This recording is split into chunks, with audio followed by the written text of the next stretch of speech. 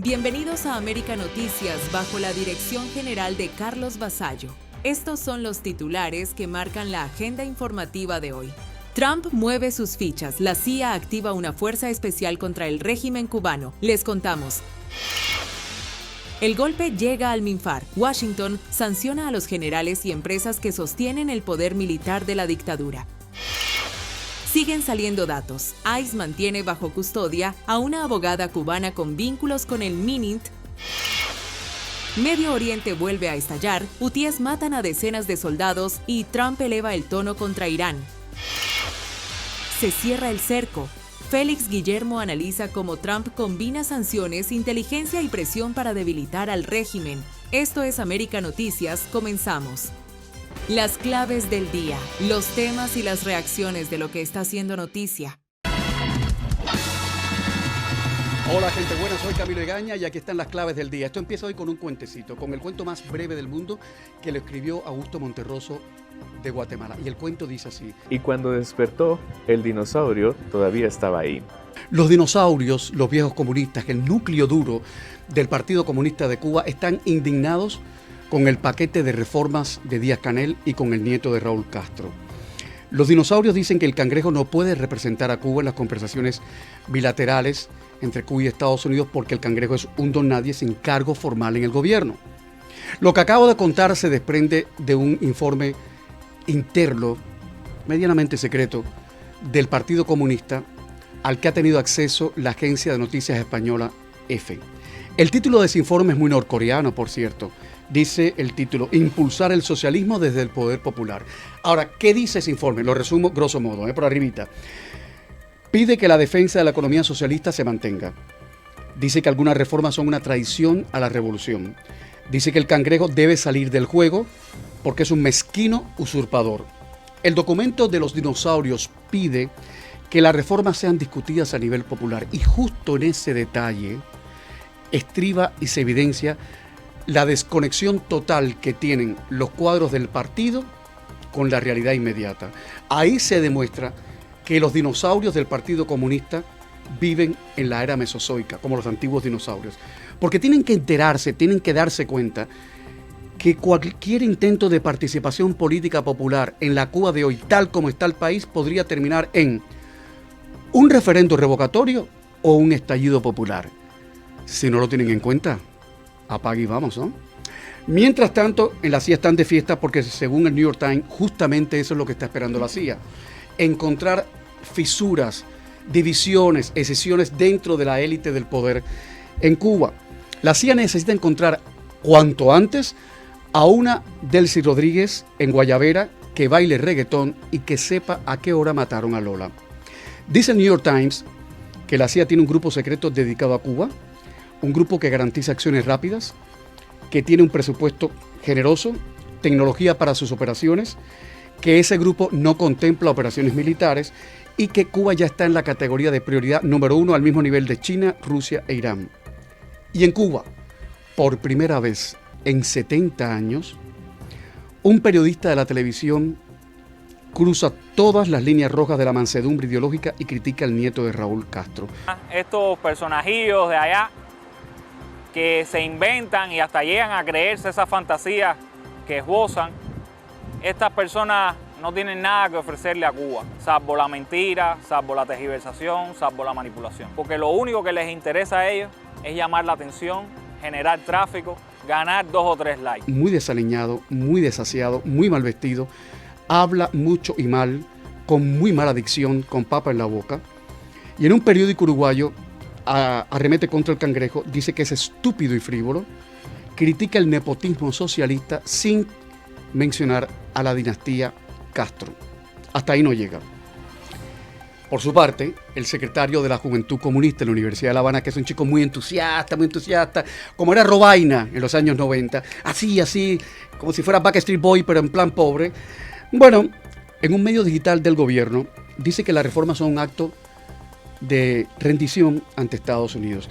Y en ese mismo periódico oficialista se dice que el socialismo en Cuba podría haberse acabado. De hecho, se preguntan, ¿terminó el socialismo en Cuba? En un editorial admiten que el Estado va a perder el poder sobre la nación. sugieren que al mercado hay que meterlo en cintura. Nada de mercado libre para la isla. Admite el periódico que en Cuba han perdido los comunistas y que triunfan los reformistas, y asegura que las reformas de Díaz-Canel están beneficiando sobre todo a los nuevos ricos y al capitalismo financiero internacional. Y admiten con todas sus letras, por primera vez, que el Estado socialista en estos momentos en Cuba está muy débil.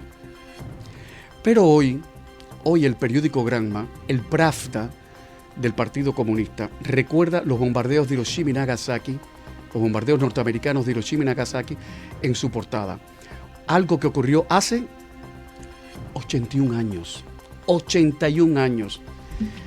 Es que para el periódico Granma jamás la realidad y la inmediatez han sido prioridades. Jamás.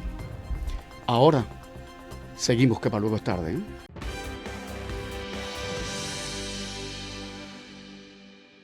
Muchos en Cuba conocen lo que no conocían antes, pero también han sido descarados. Ahora se ven claramente quiénes son la naturaleza y quiénes son en este régimen. Y el mundo entero lo ha visto. Y la pregunta mía es cómo estos países siguen, estos países que siempre están defendiendo a Cuba en los foros internacionales, ¿cómo pueden seguir del lado de ellos? La presión de la administración de Donald Trump sobre el régimen cubano sigue aumentando. Ahora, un reportaje publicado por The New York Times revela que Cuba fue elevada al nivel de Prioridad 1 dentro del marco de prioridades de inteligencia nacional de Estados Unidos, una categoría reservada para países como China, Rusia e Irán.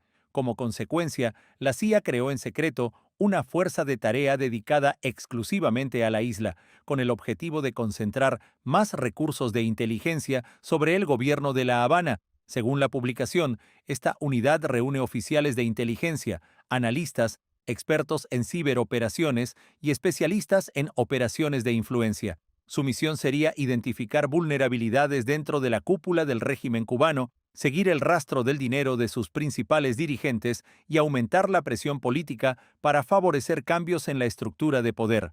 El reporte también señala que la unidad no tiene autorización para realizar operaciones letales y que, a diferencia de la época de Bahía de Cochinos, no cuenta con una red organizada de colaboradores dentro de Cuba.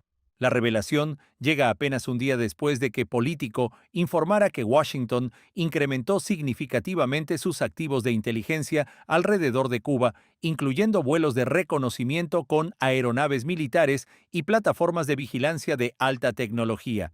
Ese despliegue, según fuentes consultadas por ese medio, podría respaldar desde operaciones de inteligencia más intensas hasta una eventual planificación militar, aunque funcionarios estadounidenses insisten en que no existe una decisión aprobada para una acción armada. Esta decisión forma parte de una estrategia que se ha endurecido durante todo 2026.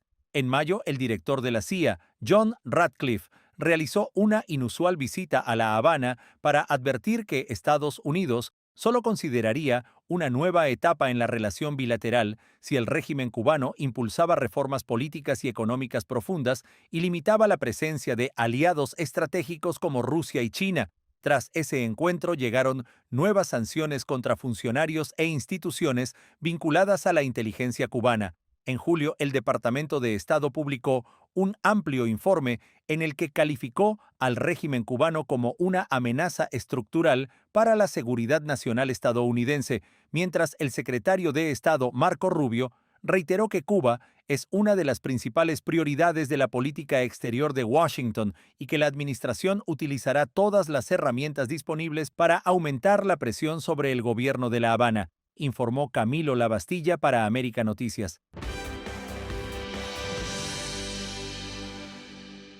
La administración del presidente Donald Trump acaba de dar uno de los golpes más fuertes contra la estructura militar del régimen cubano desde su regreso a la Casa Blanca. Este jueves, el Departamento del Tesoro, a través de la Oficina de Control de Activos Extranjeros, anunció una nueva ronda de sanciones que apunta directamente al aparato que sostiene política, económica y militarmente a la dictadura.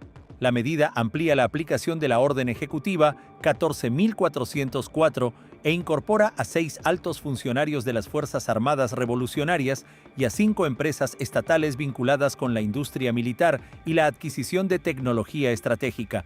Al anunciar las sanciones, el secretario de Estado, Marco Rubio, afirmó que el régimen cubano es un Estado patrocinador del terrorismo, acusado de espiar a Estados Unidos, apoyar movimientos radicales de izquierda y servir de plataforma para los intereses de Rusia, China e Irán, a apenas 90 millas de las costas estadounidenses. Entre los funcionarios sancionados figuran el general de brigada Óscar Enrique Biosca Gallego, responsable de las finanzas de las EFAR, los coroneles Mónica Milián Gómez y Waldo Pérez Cortés, agregados militares de Cuba en Rusia y China, José Antonio Remón Rodríguez, jefe de Relaciones Exteriores del MINFAR, Heriberto Sánchez Alleine, director de la Unión de Industrias Militares, y Roberto Jesús Viciana Muset, vinculado a las empresas industriales del sistema militar. La decisión también golpea directamente a 5 empresas controladas por el régimen: Tecnotex S.A., Tecnoimport, la empresa militar industrial Yuri Gagarin, Duna S.A. y la Unión de Industrias Militares, entidades que, según Washington, forman parte de la red empresarial utilizada para abastecer y fortalecer la capacidad operativa de las Fuerzas Armadas cubanas. Además, la OFAC amplió las sanciones ya existentes contra el ministro de las Fuerzas Armadas Revolucionarias, general Álvaro López Miera, y contra el general Roberto Legrazo Tolongo, jefe del Estado Mayor General, incorporándolos también bajo la Orden Ejecutiva 14.404, lo que amplía el alcance de las restricciones financieras y comerciales que ya enfrentaban. Washington también advirtió que bancos extranjeros y compañías que continúen prestando servicios a estas personas o entidades podrían quedar expuestos a sanciones secundarias.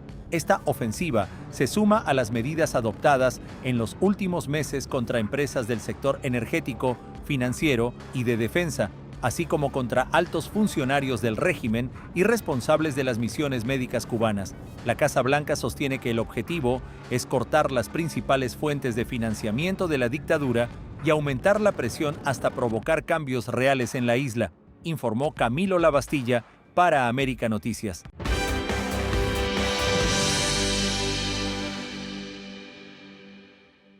Sí, estamos en este proceso. Nosotros lo que hicimos fue revisar la información en la página que tiene ICE disponible, que te permite localizar si una persona está bajo su custodia o no, para confirmar que en efecto había sido detenida. Y bueno, pues ahí nosotros compartimos la captura de pantalla de que aparece que ella está en Broward en estos momentos, detenida por ICE. Nuevas revelaciones salen a la luz sobre el caso de la abogada cubana Aymet Socorro Rodríguez, quien continúa bajo custodia del Servicio de Inmigración y Control de Aduanas en Florida. Aunque su detención trascendió en las últimas horas, las autoridades estadounidenses mantienen bajo reserva los detalles del proceso, alimentando las interrogantes sobre este caso. Registros oficiales confirman que la jurista permanece recluida en el Broward Transitional Center, en Pompano Beach.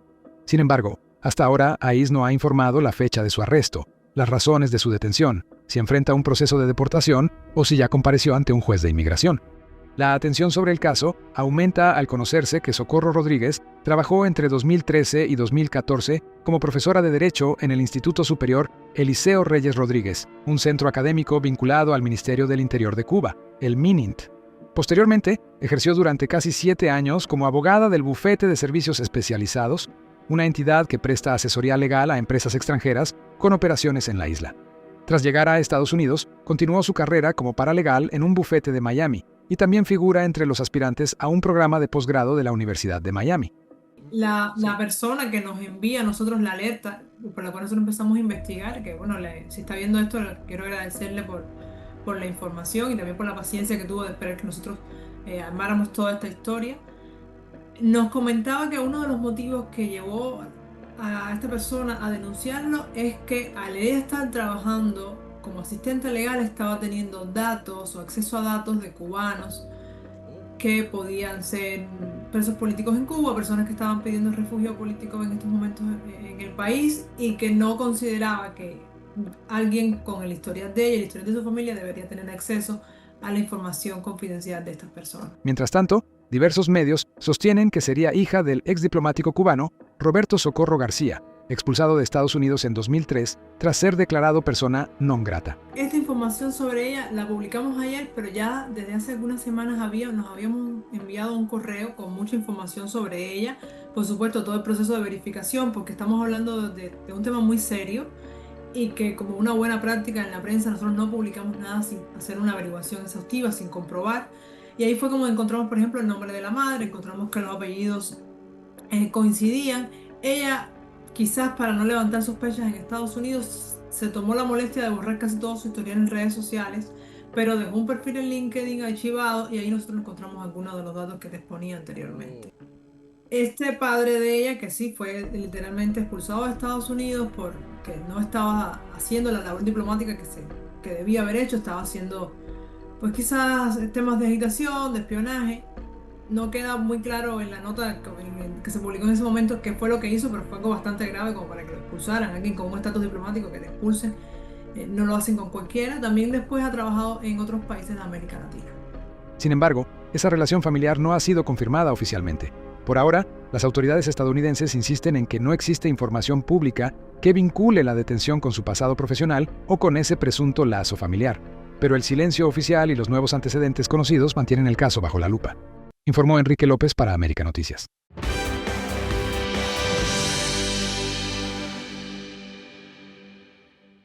El conflicto en Medio Oriente vuelve a intensificarse. Al menos 38 militares murieron y otros 29 resultaron heridos después de un masivo ataque con misiles balísticos y drones lanzado por los rebeldes hutíes, respaldados por Irán contra bases del ejército de Yemen en las provincias de Marib y Hadramut. Las autoridades yemeníes califican la ofensiva como una de las más letales desde la tregua promovida por Naciones Unidas en 2022. Según fuentes militares, los insurgentes dispararon al menos 9 misiles balísticos y varios drones contra campamentos donde se encontraban concentradas tropas del gobierno reconocido internacionalmente. Uno de los proyectiles impactó durante la formación matutina de soldados, multiplicando el número de víctimas. Horas después, los hutíes reivindicaron una operación militar a gran escala y aseguraron que el ataque era una respuesta al despliegue de fuerzas respaldadas por Arabia Saudita. Hasta el momento, Riad no ha confirmado esa versión, mientras Estados Unidos condenó la ofensiva y la calificó como un nuevo acto de terrorismo. La escalada ocurre cuando el conflicto regional atraviesa uno de sus momentos más delicados. En las últimas semanas, los hutíes han intensificado sus ataques contra embarcaciones y objetivos vinculados a Arabia Saudita en el Mar Rojo, mientras Irán mantiene una confrontación abierta con Estados Unidos e Israel que ha elevado el riesgo de una guerra de mayor alcance. Al mismo tiempo, Teherán mantiene una intensa campaña propagandística. En las calles de la capital iraní aparecieron enormes vallas publicitarias con mensajes de venganza contra Estados Unidos, imágenes de la Estatua de la Libertad derrumbándose y llamados a responder por la muerte del ayatolá Ali Jamenei. En otro cartel, un combatiente sostiene una bandera roja mientras una frase promete represalias contra quienes, según el régimen, son responsables del conflicto. Mientras tanto, el presidente Donald Trump aseguró que Estados Unidos dispone de enormes cantidades de municiones luego de reportes que advertían sobre una reducción en algunas reservas militares. El mandatario insistió en que la industria de defensa estadounidense está aumentando su producción y reiteró que Washington mantiene la capacidad de responder a cualquier nueva escalada. Como si fuera poco, continúan las negociaciones para reabrir el estratégico estrecho de Hormuz, una ruta por donde transita una parte importante del petróleo mundial. Sin embargo, los combates en Yemen, los ataques en el Mar Rojo y la creciente confrontación entre Irán, Estados Unidos e Israel mantienen en alerta a los mercados y a la comunidad internacional ante el riesgo de una expansión del conflicto en toda la región, informó Leticia Grau para América Noticias. Entre líneas, la noticia detrás de la noticia. Qué bueno que sigue ahí con nosotros. La CIA está haciendo su trabajo en Cuba y claro, lo hace como servicios de inteligencia, no es titular de periódico, no nos enteramos, pero sí, están ahí haciendo su trabajo con el fin de coordinar una campaña de presión para forzar cambios políticos y económicos, y esto lo ha reportado el New York Times y hace un día atrás también Político, pues hizo referencia a estos temas y vamos a hablar de lo fundamental, lo que se sabe. O sea, no es solamente lo que se ve, no es el tema del Nimitz, el portaaviones, las visitas de alto nivel, el cerco petrolero, ¿no? Esto es lo que no se ve. El trabajo interno de inteligencia sumamente importante de desestabilización, reclutando espías, analistas de inteligencia, especialistas en ciberoperaciones. Son operaciones de las que no se hablan, pero que son parte importante, son parte fundamental de la guerra de las operaciones encubiertas. Hablaba de New York Times y de Político. Según el informe del New York Times, se trata de crear fisuras internamente a altos niveles dentro de la élite política cubana. Y lo han conseguido porque ha habido alguno que otro desacuerdo internamente. Podemos también hablar más adelante de eso en el programa. Esta información además coincide con lo que yo les mencionaba, con lo que publicó el miércoles, publicó Político, de que Washington pues habría reforzado su presencia de inteligencia en Cuba con más personal y también con más recursos. En mayo vimos al director de la CIA, eso fue noticia, trascendió, John Ratcliffe en La Habana, y esto además se tomó la fotografía, se publicó, se publicitó esa imagen, un hecho inédito en Cuba, ¿no? El 20 de mayo, como ustedes recordarán, el día que se presentaron cargos penales federales contra Raúl Castro, Trump dijo textualmente, cito, tenemos a la CIA allí y a Marcos allí, pero específicamente el tema de la CIA, tenemos a la CIA ahí, y ahora unos meses después surgen estos informes. También está documentado que desde febrero, un mes después del operativo que removió a Maduro de Venezuela, se han documentado más de 150 horas de vigilancia aérea alrededor de la isla. 154 horas de vigilancia aérea alrededor de la isla. El informe de Político asegura que este despliegue de inteligencia podría ser el antecedente táctico a una operación militar. Pudiera ser, aunque hay otras fuentes que consideran que esa sería la última opción, ¿no? Que aunque no lo descartan tampoco. En lo que todos coinciden es en los escenarios, ¿no? Que hay diferentes escenarios a la hora de actuar. Regresando al informe del New York Times, la administración Trump ha llevado al nivel de prioridad 1, dentro de las prioridades de inteligencia nacional, colocando la importancia del tema de Cuba a nivel de China, de Rusia y de Irán. A ese nivel se está diciendo que se ha puesto. Con relación a las operaciones de la CIA, tienen sus limitaciones. ¿Qué quiero decir con esto? Pueden intensificar, tienen autoridad de enviar dinero, redirigir dinero, apoyo técnico, analistas, especialistas en temas de ciberoperaciones, pero no para autorizar operaciones de fuerzas letales. Eso se maneja a otro nivel. El secretario Rubio considera Cuba una prioridad, eso tiene que ver con lo que hablábamos ahora de los distintos niveles de prioridad, y apoya el emplear todas las herramientas convencionales, incluida la inteligencia, aunque como se ha dicho, todas las opciones estarían sobre la mesa.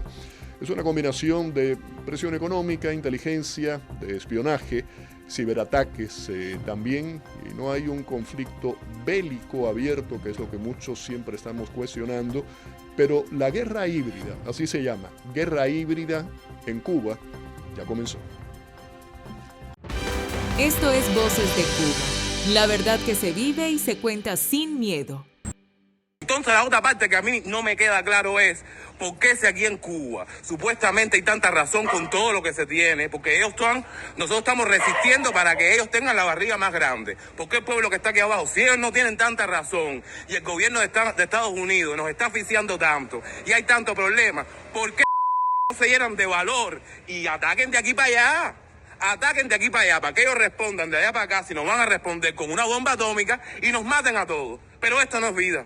¿Me entiendes? Porque aquí todo el mundo tiene la comida podrida, aquí hay viejos, aquí nadie tiene un medio, aquí todo el mundo está enfermo, aquí las esquinas están llenas de basura, ¿me entiendes? Entonces todos los barrigones, blancos, gordos, que se sientan en la asamblea a hablar porque lo único que hacen es hablar más nada que eso, porque aquí no se ha visto ninguna mejoría. Es hablando de resistencia, pero la resistencia es que nosotros resistamos para que ellos sigan viviendo bien. Fíjate que hace días yo estoy tranquilo porque tengo tantos problemas, porque es el agua, es la luz, es todo. Pero yo quisiera, si a lo mejor hay un comunista con vergüenza, que venga aquí a mi casa y debatimos a ver cómo va a ser esto. No vaya a ser que sea que haya que nosotros tengamos que ir al comité central del partido a pedir las armas que ellos prometieron para nosotros defendernos a los americanos, ya que ellos tienen tanto miedo que no pueden defendernos a nosotros. Porque para poner patrullas fuera de las casas de los opositores sí, para cuando la gente se queja de que no puede más, porque la gente no puede más, porque hay que ser hijo de seguir llamando de resistencia a un pueblo con niños, con viejos, hay que ser hijo de con nombre por meses en medio de esta situación, ¿me entiendes? Entonces yo quisiera, o a lo mejor que manden la patrulla aquí o la seguridad del Estado a mi casa, porque ellos siempre me tienen esas cosas que responder, para yo caminarlo por toda la cuadra, ¿me entiendes? Para yo caminarlo por toda la cuadra y vea cómo yo creo que si ustedes están provocando que nosotros nos tiremos para la calle y los quitemos ustedes, díganlo. Manden un mensaje de texto, como los que mandan de Telsa, que nunca hay conexión para recarga, mándenlo, tírense para la calle. Y nosotros nos tiramos, aquí todo el mundo quiere tirarse, porque nadie quiere esto. Entonces, vamos a ver si me explican qué es lo que está pasando aquí con Santo Suárez. Y nada, abajo el comunismo y todos ellos.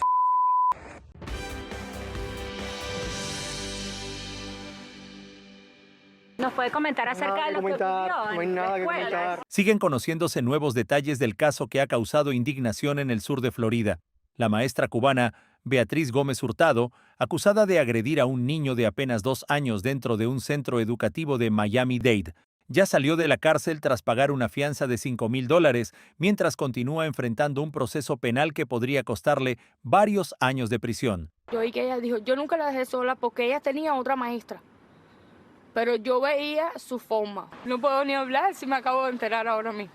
Yo no sabía lo que estaba pasando. ¿Nos puede comentar acerca de lo que ocurrió? No hay nada que comentar. La mujer de 53 años y residente de Homestead trabajaba en el centro Lincoln Marty Schools and Child Care Centers, ubicado en el 15198 Southwest 288 Street, cuando ocurrió el incidente que ahora investiga la oficina del sheriff de Miami-Dade. De acuerdo con el informe de arresto, todo comenzó cuando el pequeño sufrió una rabieta y se acostó en el piso del salón de clases.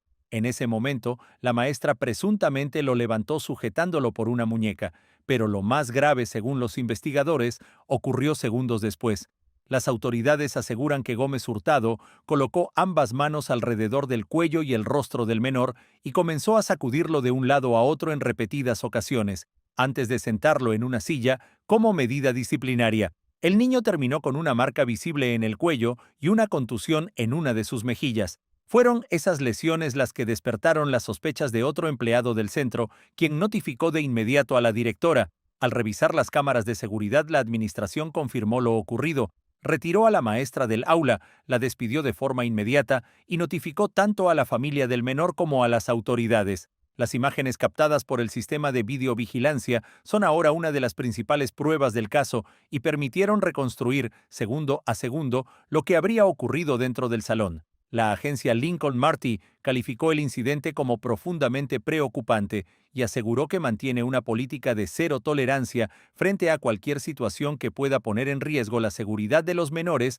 bajo su cuidado. Tras comparecer ante una jueza, Gómez Hurtado recibió una fianza de $5,000 y la orden de mantenerse alejada del menor y de las instalaciones del centro educativo. Al abandonar el centro de detención, Turner Guilford Knight evitó responder las preguntas de los periodistas, mientras un hombre que la acompañaba se limitó a decir que no harían comentarios. Ahora enfrenta un cargo de abuso infantil, una felonía de 3er grado en Florida que puede acarrear hasta 5 años de prisión, además de libertad condicional, multas y la pérdida de determinados derechos si resulta condenada. La investigación continúa abierta y las autoridades no descartan nuevas actuaciones conforme avancen las diligencias y el análisis de todas las pruebas disponibles, informó Camilo Lavastilla para América Noticias.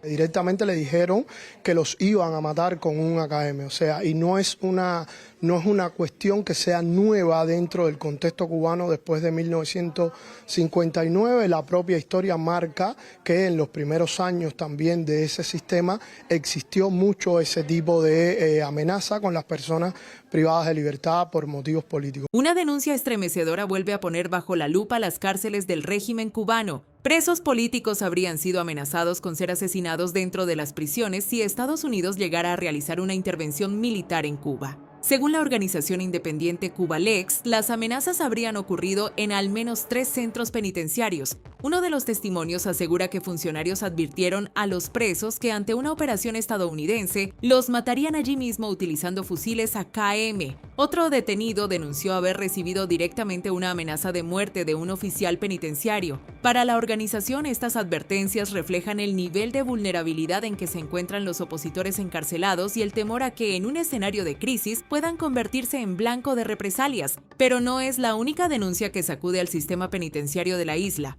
Una investigación conjunta de ADN Cuba y Martín Noticias recoge testimonios sobre presuntas agresiones sexuales contra presos políticos y sostiene que reclusos comunes habrían sido utilizados para atacar e intimidar a opositores encarcelados. Los testimonios apuntan a que la violencia sexual habría sido empleada como un mecanismo de castigo, humillación y control dentro de algunas prisiones. Las autoridades cubanas no han respondido específicamente a estas acusaciones y, como ha ocurrido en otras ocasiones, rechazan que en las cárceles del país existan violaciones sistemáticas de los derechos humanos. Las cifras también aumentan la preocupación. La organización Prisoners Defenders asegura que actualmente hay 1.306 presos políticos en Cuba, entre ellos manifestantes del 11 de julio, activistas, periodistas independientes y opositores condenados por motivos relacionados con su activismo político. Por su parte, Human Rights Watch ha documentado denuncias sobre golpizas, aislamiento prolongado, falta de atención médica, escasez de alimentos y condiciones infrahumanas dentro de las prisiones cubanas. Además, sostiene que el régimen continúa impidiendo el acceso de organismos internacionales independientes para verificar lo que ocurre en los centros penitenciarios. Las organizaciones de derechos humanos advierten que estas denuncias no son hechos aislados. Desde las históricas protestas del 11 de julio de 2021, decenas de presos políticos y sus familiares han denunciado torturas, amenazas, restricciones para recibir visitas, castigos por expresar sus opiniones y condiciones de reclusión cada vez más severas.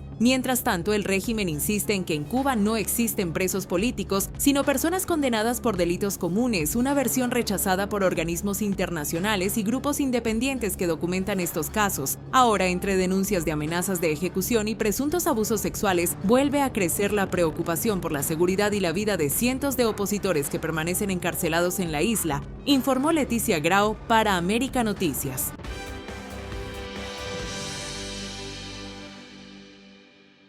Este miércoles en la tarde, el Consejo Permanente de la Organización de Estados Americanos inició el proceso para convocar una reunión de consulta de ministros de Relaciones Exteriores sobre la situación de violación del Estado de Derecho en Nicaragua, afirmando que en Nicaragua no volverá a haber elecciones. Daniel Ortega dijo el pasado 20 de junio que su régimen no volverá a celebrar comicios. No volverán a haber elecciones. Este pronunciamiento fue rechazado por las delegaciones diplomáticas reunidas en sesión extraordinaria de la OEA, auspiciada por el gobierno de Estados Unidos. El subsecretario del Departamento de Estado, Michael Kozak, dijo en la reunión que la región debe adoptar medidas para contrarrestar las amenazas de Rosario Murillo y de Daniel Ortega. Y con nuestras acciones les decimos claramente a los nicaragüenses, no están olvidados. El hemisferio siempre defenderá su derecho democrático a elegir libremente a sus gobernantes. Es hora de romper este ciclo. Debemos actuar ahora para defender la paz y la seguridad de las Américas. Durante la sesión celebrada en Washington, los Estados miembros expresaron su preocupación por la decisión del régimen de Nicaragua, así como por el continuo deterioro de los derechos humanos y las libertades fundamentales. Rosa María Payá, comisionada de la Comisión Interamericana de Derechos Humanos y relatora para Nicaragua, habló con Martín Noticias al respecto. Bueno, es muy bueno que el Consejo Permanente, que los estados de la región estén analizando lo sucedido en Nicaragua, estén siendo conscientes del impacto además que tiene el deterioro de los derechos humanos, la consolidación de la dictadura en Nicaragua sobre la seguridad del resto de los estados en la región. La comisionada Payá sostuvo que la represión ejercida por el régimen nicaragüense trasciende las fronteras del país y alertó sobre el impacto regional de las acciones de Managua. Aunque la Organización de Estados Americanos debe precisar el mecanismo de convocatoria para las consultas de los cancilleres en relación a la situación de Nicaragua, los representantes de la sociedad civil de la nación centroamericana han expresado que se trata de un paso contundente en la vía hacia la recuperación de la democracia en su país. Por su parte, el dirigente opositor Juan Sebastián Chamorro calificó la jornada como un momento sin precedentes en la diplomacia hemisférica respecto a Nicaragua. Prácticamente todos los países, y todos lo hicieron, condenaron la deriva totalitaria de Daniel Ortega y Rosario Murillo. Para nosotros es un día importante. Obviamente este es el primer paso. Sigue en proceso de consulta con otras representaciones para obtener finalmente la convocatoria. Chamorro recordó que la última ocasión en que la OEA convocó una reunión de cancilleres para abordar la situación de Nicaragua fue en 1978, durante la etapa final de la dictadura somocista, y consideró que el amplio respaldo expresado por los países evidencia el aislamiento internacional del régimen de Ortega. José Pernalete, desde Washington.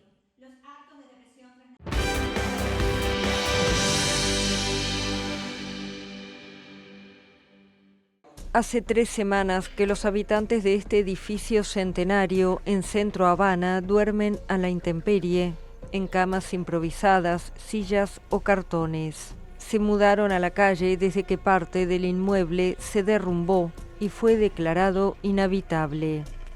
Bueno, imagínate solamente el no tener un descanso, algo que tú digas, estoy aquí segura y puedo descansar. Es algo que ya de por sí, desde que amanece, ya tú no amaneces con tu organismo igual. Más saber que es un día y otro día y otro día. Durante décadas, los cubanos han tenido un mantra frente a los problemas: resolver. Una palabra que implica responder a las dificultades con resiliencia e ingenio. Pero ahora, en medio de la mayor crisis de Cuba en décadas, esa adaptación constante está teniendo un alto costo psicológico. Una encuesta realizada en 2025 entre adultos cubanos detectó niveles extremadamente severos de depresión, ansiedad y estrés, y encontró una relación directa entre apagones prolongados y una peor salud mental. Tratar de salir para adelante con lo poquito que uno tiene, ir resolviendo salir. Porque si piensas, te vuelves loco. Hay mucha gente que se quitaron la vida ya. Demasiado. En este país ya. Tener agua, conseguir alimentos, desplazarse e incluso dormir durante toda la noche se han convertido en desafíos cotidianos para los cubanos. Y desde que Washington impuso en enero un bloqueo petrolero a La Habana, las condiciones de vida empeoraron de forma notable. Pero más allá de las dificultades materiales, muchos describen una sensación similar: el agotamiento de intentar resolver el presente una y otra vez y el no tener energía para pensar en el futuro. Hay días que tú te levantas y quieres explotar, ya no das más. El ahogue de la electricidad, de los alimentos, de lo caro. Entonces, el futuro, para mí, es incierto, no le veo un futuro. En el Hospital Calixto García de La Habana, donde funciona desde hace años una clínica especializada en manejo del estrés, los médicos dicen que la crisis se refleja en las consultas. Y eso está generando en las familias, en los individuos, un estado de alerta, de alarma, de estrés crónico, porque la familia está pendiente de cómo vamos a resolver estas necesidades básicas primarias. O sea, no es que me falte una sola cosa, es que me faltan muchas condiciones vitales para poder gestionar la vida familiar. Mientras, los jóvenes dicen que es difícil adaptarse cuando la crisis implica poner en pausa planes y proyectos. Tengo que aprender a cómo lidiar con ese entorno que no puedo cambiar ahora mismo. Como muchos, trata de no pensar en los problemas y resolver cada día lo que se pueda, hoy, mañana y al día siguiente también. Un informe de AFP para América Noticias.